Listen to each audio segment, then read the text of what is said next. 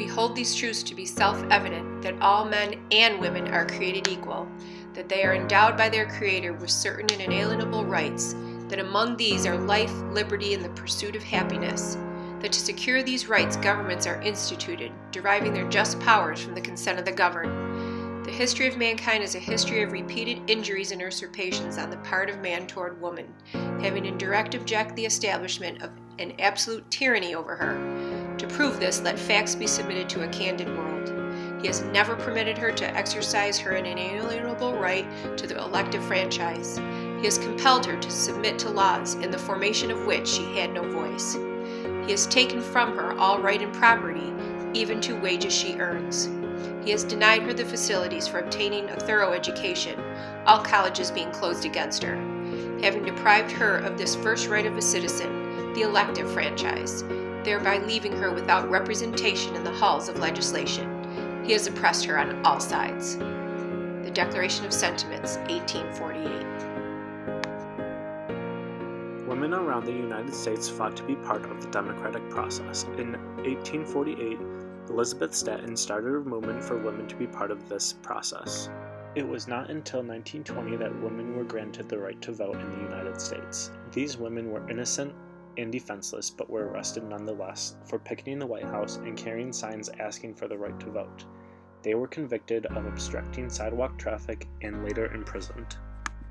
This is Elizabeth Candide Stanton. Elizabeth Stanton was a leading figure of the early women's rights movement. Her Declaration of Sentiments presented at the first Women's Rights Convention sparked the first organized women's rights and suffrage movements in the U.S.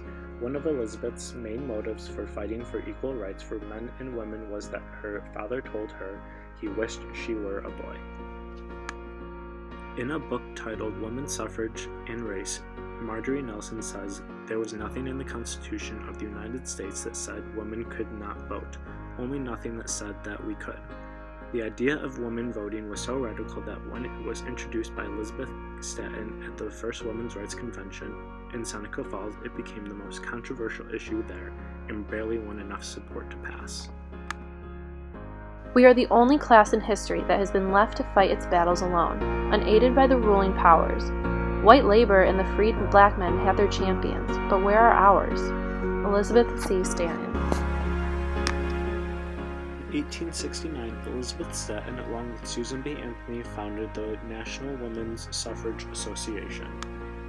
Stanton served as its president until 1890. During her time as president, she helped in the process of overturning discriminatory state laws.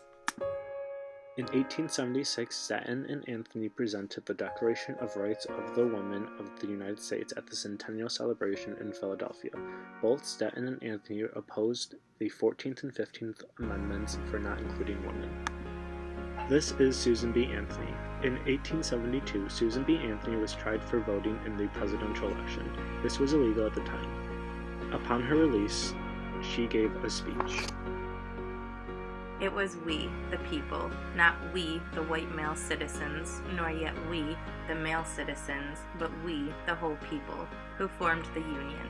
And we formed it, not to give the blessings of liberty, but to secure them, not to the half of ourselves and the half of our prosperity, but to the whole people, women as well as men. Susan B. Anthony, 1872.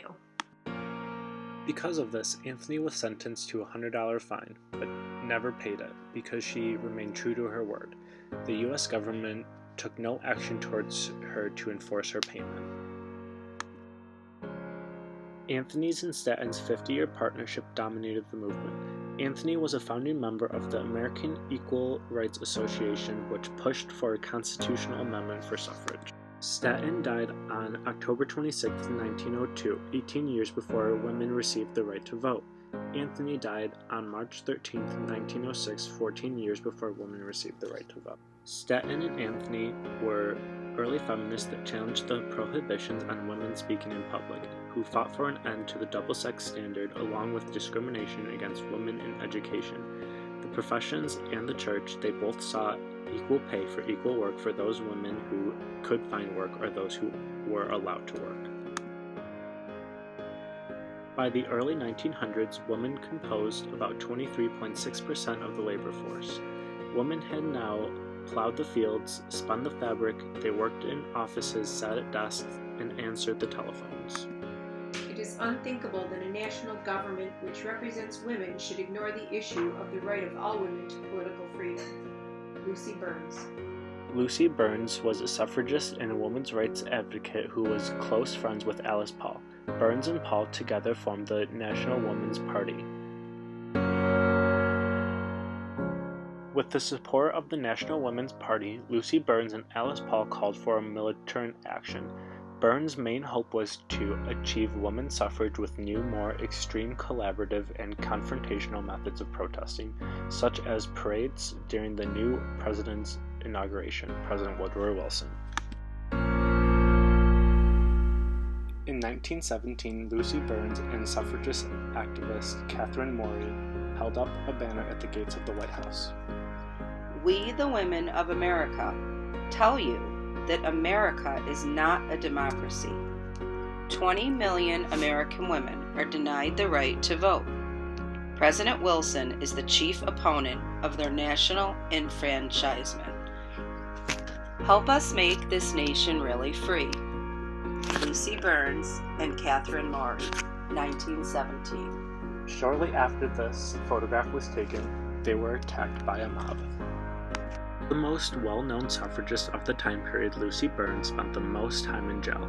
She was arrested on multiple occasions because of her more militant methods like picketing. Burns, during her time in jail, took part in several hunger strikes.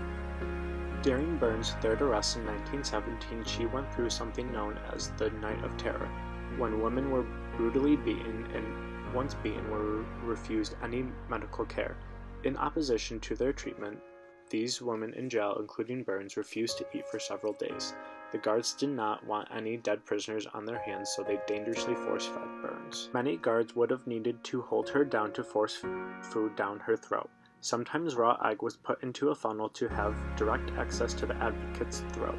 In the walls of the prison and outside, Burns was a force of courage that was able to unite women under extreme and dire circumstances. Twice, the tube came through my mouth and I got it between my teeth. My mouth was then pried open with an instrument. Sometimes they tied me to a chair with my sheets.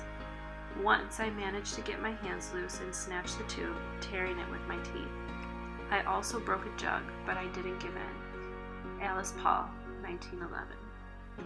In 1912, Alice Paul officially launched her full-time career as a suffragist. She founded and co-founded many organizations like the Congressional Union, which dedicated itself to seeking a federal constitutional amendment for women's suffrage. Despite America's entry in World War I, Paul and her colleagues refused to abandon certain tactics and to give up the fight for equality. She and her colleagues were arrested and imprisoned on many accounts. Hunger strikes proved to be a highly effective method of protest while Paul was in prison. Ultimately, Paul's tactics induced President Wilson to make a national suffrage agreement. Paul was a pivotal force in the passage and ratification of the 19th Amendment in 1920. Alice Paul, because of these tactics, was seen as a devoted, nonviolent protester. Paul had a deep knowledge of the history of all reform movements. Because of this, her approach to social reform was carefully planned and based on passive opposition and passive resistance. Her choice of nonviolence was a method that was grounded by her Quakerism. Nina E. Allender was a women's rights activist. She was the official cartoonist of the National Women's Party. During the peak of the suffragist movement, Allender drew hundreds of political cartoons depicting the suffragists and promoting the suffragist cause. Many of these cartoons were published in the weekly newspapers of the NWP, the Suffragist and Equal Rights. This is Nina Allender drawing her cartoons for the weekly cover. Allender's cartoons made a huge impact on the movement. Her first political cartoon appeared in the issue of The Suffragist on June 6, 1914. Her cartoons countered the negative masculine stereotypes with a new image that she created called the Allender Girl. This cartoon of the girl was a figure for the suffragists and what they believed in. American women is not enough. Great statues of history. Our hat in the ring. President Wilson says, Godspeed to the cause. The spirit of 76 on the Senate. President Woodrow Wilson did not give nor grant the women of America the power to vote in any election. President Woodrow Wilson did not fight to make women equal to men. The only thing President Woodrow Wilson did was make a quick flick with his pen. These women who were imprisoned, force-fed, attacked by mobs, and brutally beaten on 1600 Pennsylvania Ave are the true heroes of the fight for voting equality among the women of America. I'll rise like the day